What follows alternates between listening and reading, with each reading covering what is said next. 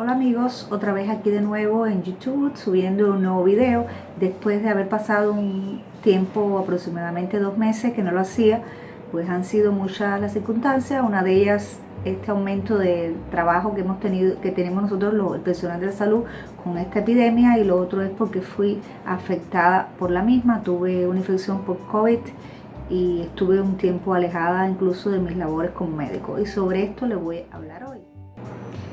Pues sí, como les cuento, yo fui afectada también del este virus hace 2 meses atrás.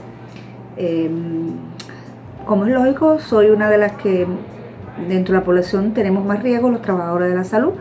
Son muchos los pacientes que vemos a diario, y una de las características que hemos visto en los últimos meses es la presentación no tan típica como inicialmente se presentó esta infección, primando los síntomas respiratorios, la fiebre elevada.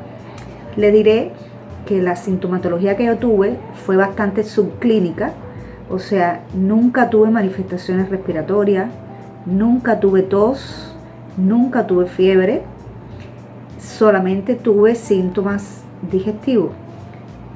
Les cuento que todo empezó con un malestar general, un decaimiento. Tuve un día vómitos, después tuve varios días diarreas líquidas e inapetencia. Por supuesto, en otro momento yo hubiese pensado un proceso digestivo banal, un proceso indigestivo, porque pasó así, sin fiebre y con una toma digestiva fundamentalmente. Pero bueno, como estamos en esta situación de pandemia, que además soy médico y que veo a diario muchos pacientes, soy clínico, veo pacientes adultos que vienen con disímiles sintomatología. Por supuesto, el primer diagnóstico que pensé en descartar fue el COVID. Me sentí mal varios días, tuve mareos, en la noche apenas podía dormir del malestar general, o sea, las mialgias, y me hice el test, el PCR, y esperé 2-3 días. A los 2 días tuve el resultado y evidentemente fue positivo. Mayormente tuve síntomas 5 o 6 días. Ya al cabo de los 6 días los síntomas empezaron a mejorar.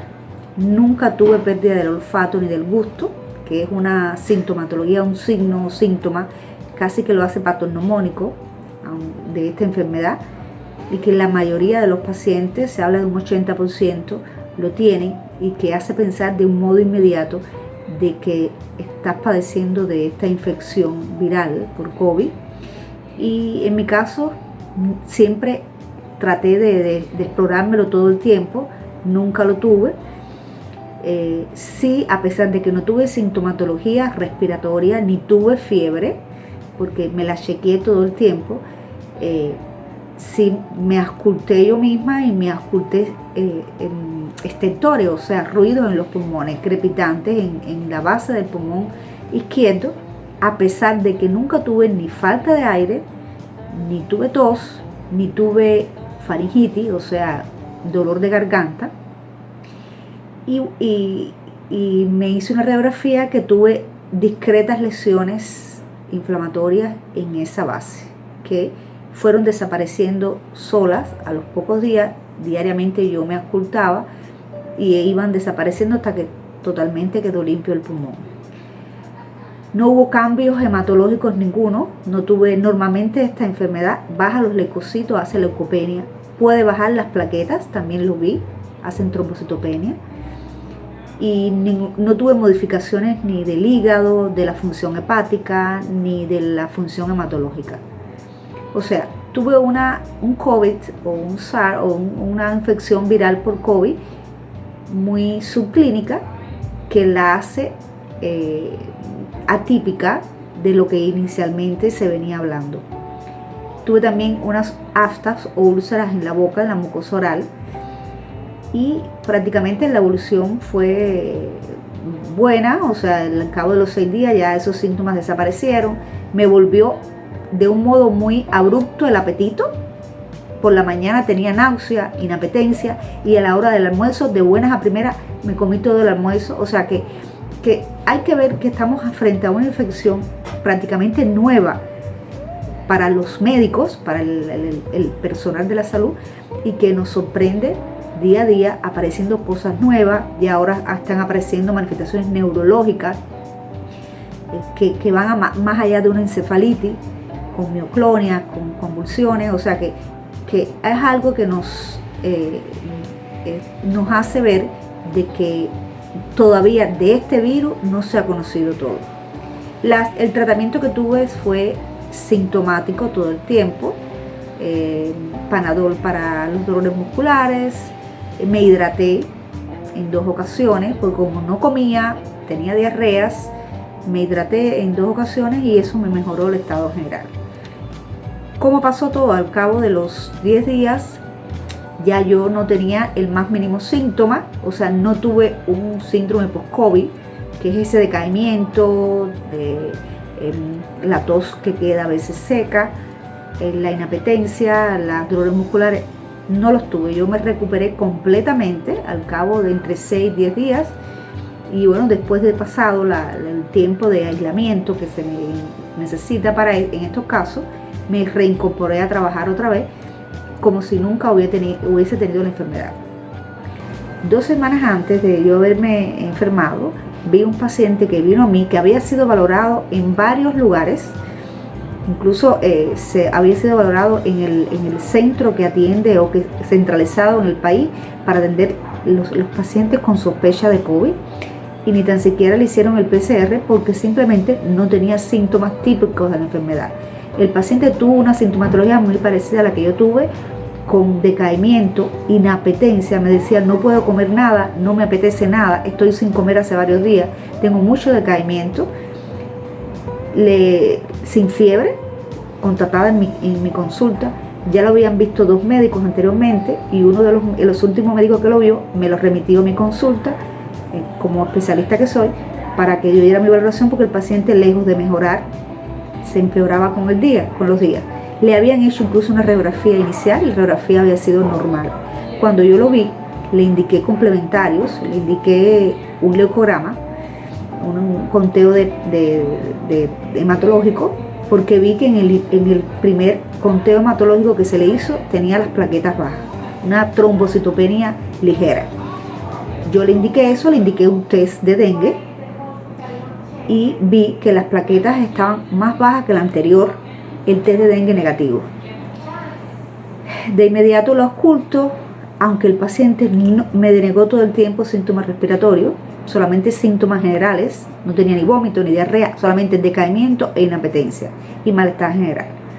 Y bueno, esos cambios hematológicos, leucopenia y trombocitopenia. Cuando lo oculto, ya le oculté crepitantes muy finos en ambos campos pulmonares, y el paciente no tenía síntomas respiratorios. Le indico un radio X de tórax evolutivo al cabo de los 3 días del primero que se le había hecho, y ahí estaban las lesiones típicas de la neumonitis por COVID o neumonía intersticial por COVID.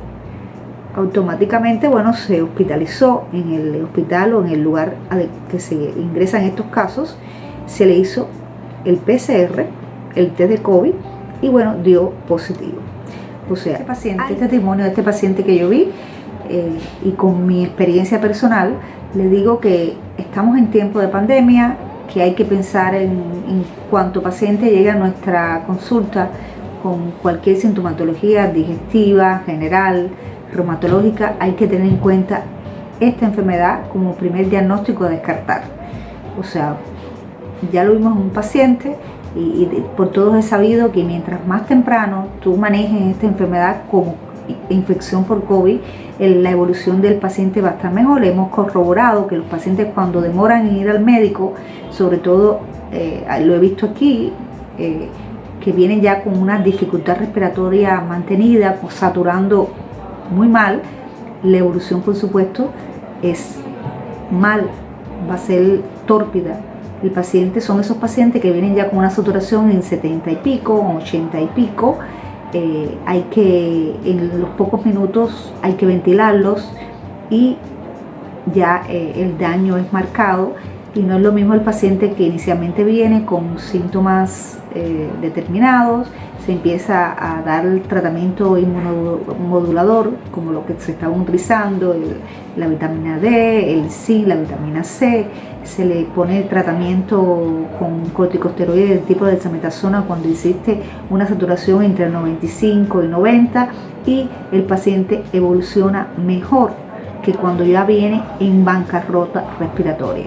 Por lo tanto, hay que pensar, nosotros como médicos, hay que pensar en este diagnóstico todo el tiempo, sin crear una fobia con esto y crear un hiperdiagnóstico de casos de COVID, pero sí adecuarnos en los síntomas que están marcando esta enfermedad en este momento y que nos hacen pensar de que pueda ser el COVID lo que está afectando a ese paciente que llega a nuestra consulta.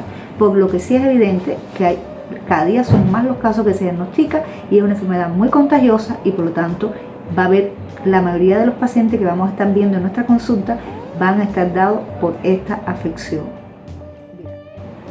Ya han pasado muchos meses, casi dentro de poco cumplimos un año de ser afectados a nivel mundial sobre esta infección y mucho se ha adelantado en el conocimiento de esta infección y se está trabajando en tratar de solucionarla, como es la creación de una vacuna para poder prevenirla, que será una gran solución para el mundo, para que esta incidencia de esta enfermedad que ha costado millones de vidas a nivel mundial se controle. ¿Qué es lo que yo he sabido como médico y me imagino que todos los demás colegas también? Es que las comorbilidades o las enfermedades asociadas en los pacientes hacen que el pronóstico de esta enfermedad cada día sea peor y que sean mayormente esos pacientes afectados de diabetes, de hipertensión, inmunocomprometidos porque tienen una quimioterapia asociada o porque tienen una afección de base respiratoria como la EPOC, el asma, que lo hacen ser más sensible a todas estas afecciones respiratorias. Generalmente la evolución sigue siendo tórpida. De hecho, en este momento donde yo trabajo, generalmente casi la mayoría de los pacientes diabéticos que es necesario ventilar, o sea, darle un suplemento ventilatorio mecánico, mayormente la mayoría fallece, un gran por ciento de ellos. O sea, eso es algo que ya conocemos y que nos hace tomar determinadas precauciones, sobre todo en los pacientes que padecen estas enfermedades crónicas, sobre todo la diabetes, las enfermedades cardiovasculares, la insuficiencia renal crónica, para que extremen medidas de seguridad para evitar contagiarse. En cuanto a la prevención, es evidente que el uso de mascarillas y las medidas de protección no solamente nos protegen afectarnos de esta infección, sino que una vez infectado, la carga viral que nos llega a nuestro organismo sea mínima o sea menor. No quiere decir que el hecho de tener una mascarilla nos protege 100% de no tener la enfermedad, pero a su vez esta carga viral que nos llega es menor que si tú no tienes esa protección a nivel respiratorio, y puede ser que esto ha sido lo que me protegió a mí en buena medida de que mi afección por COVID haya sido subclínica. O sea, yo siempre uso la mascarilla, me lavo las manos constantemente, uso a veces el face mask, que cuando estamos frente a un paciente con alta sospecha de esta afección, y eso hizo que, bueno, que mi afección haya sido bastante poco sintomática o subclínica. No obstante, si hubiese tenido comorbilidades, a lo mejor la afección no hubiese sido la misma. Yo tuve una colega, médico también, que se enfermó en el mismo tiempo que también yo tuve el virus, que tiene una base alérgica respiratoria y tuvo una afección bastante severa, hizo hasta una tenosinovitis, artritis de tobillos, o sea, tuvo toda la sintomatología florida que en todos los sistemas, porque como bien sabemos es una enfermedad de afección sistémica, afecta todos los órganos y cada día nos brinda otras afecciones en otros lugares de nuestro organismo que no conocíamos anteriormente. Es una afección sistémica y eso nos da pie a que tengamos precaución, que nos protejamos, que utilicemos todas las medidas de protección, el distanciamiento social, que sí se ha corroborado de que evita que te infestes o que la carga viral que llega a tu organismo sea la mínima, y por supuesto la evolución va a ser mejor que si te llega a tu organismo una gran carga viral. Como por otra parte puede ser también o que esa evolución de la infección de COVID dependa mucho de la respuesta inmunológica que tiene tu organismo. Por eso es que hay muchos pacientes jóvenes que se han visto afectados y que han fallecido aún sin tener comorbilidades. ¿Por qué? Porque en el paciente joven la respuesta inmunológica es elevada y eso es lo que hace que aparezcan las neumonías intersticiales, las afecciones reumatológicas, las afecciones renales. O sea, hay una respuesta inmunológica, el organismo crea anticuerpos para atacar a ese virus y termina también afectando las células normales o el tejido normal de nuestro organismo. Y por eso es que a veces la respuesta inmunológica que se hace exagerada es lo que hace que conlleve que el paciente llegue al distrés respiratorio, porque la neumonía intersticial o la neumonía es marcada, y por supuesto a la falla ventilatoria y con ello a la muerte, además de todas las afecciones hematológicas que provoca. En cuanto a la inmunidad, hasta ahora la inmunidad se hablaba de, porque bueno, no ha llegado un año de evolución de esta enfermedad desde que se creó en China, en la región de Wuhan, y se hablaba acorde a los estudios que se han hecho, que no han sido pocos, cada día se estudia más y nos aporta más con relación a la enfermedad y sobre todo a la inmunidad que se crea. Se hablaba de 4 meses, se hablaba de 6 meses, depende de la cantidad de inmunoglobulina o que se notifica o se mide a medio en sangre después de estar afectados estos pacientes, los primeros pacientes. Ahora se habla que la respuesta inmune es más duradera, porque aunque disminuyan la inmunidad disminuye en sangre, la cuantificación disminuye en sangre, las inmunoglobulinas disminuyen en sangre, queda una respuesta celular de memoria. O sea, aunque no tengas las inmunoglobulinas que te defienden en respuesta a haber tenido esa afección, te queda una respuesta inmunológica de memoria que hace que el organismo vuelva otra vez a producir esas inmunoglobulinas o esas defensas, para que me entiendan los que no saben mucho de medicina, y vuelven otra vez a elevar la inmunidad y a defenderte con una nueva infección. Sobre esto aún se sigue estudiando, no hay nada concluyente. Dentro de unos años conoceremos la verdad de todo lo que se llama COVID infection.